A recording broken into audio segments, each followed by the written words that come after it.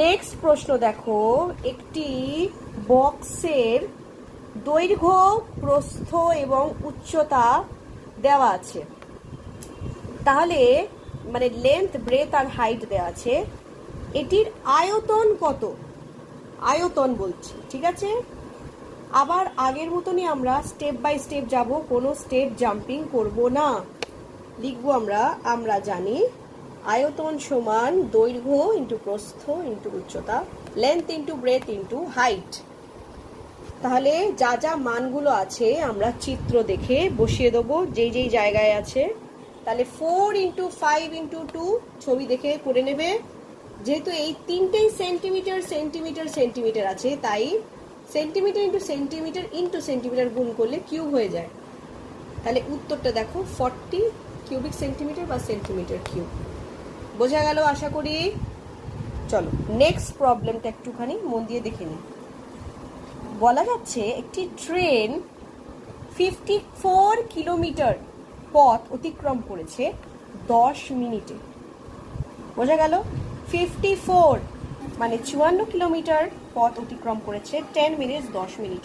তবে তাহলে ট্রেনটির বেগ কত, মানে স্পিড, কত স্পিডে সেই ট্রেনটি চলছে।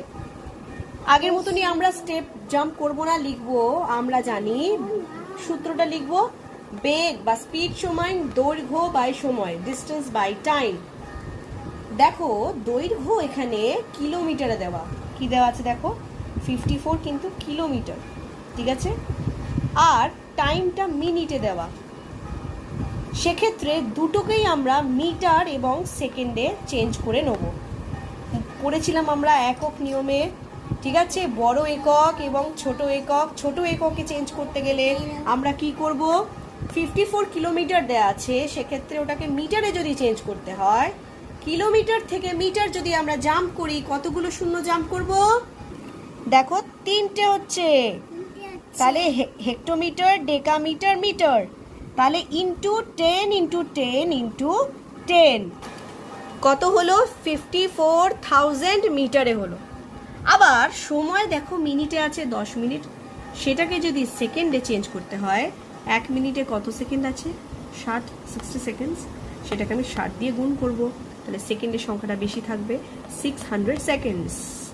এবারে আমরা সূত্রতে ফেলে দিই, বেগ সমান এটা দেখো ডিস্টেন্স মানে দৈর্ঘ্য দিয়ে দিলাম 54,000 মিটার বাই সময় 600 সেকেন্ড। আমরা সব ক্যালকুলেশন করে দেখা গেছে 90 মিটার পার সেকেন্ড।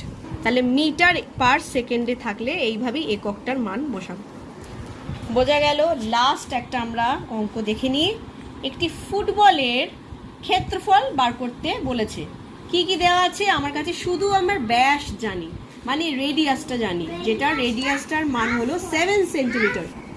ফর্মুলার মতো করে লিখবো, আমরা জানি ক্ষেত্রফল, যে কোনো গোল বস্তুর ক্ষেত্রফল সমান হলো পাই ইন্টু আর বা পাই আর স্কোয়ার, যেখানে আর হলো ব্যাস আর পাইয়ের মান 3.14, যেটাকে আমরা ভাগ করে যদি লিখতে চাই সেটা 22/7 লিখতে পারি।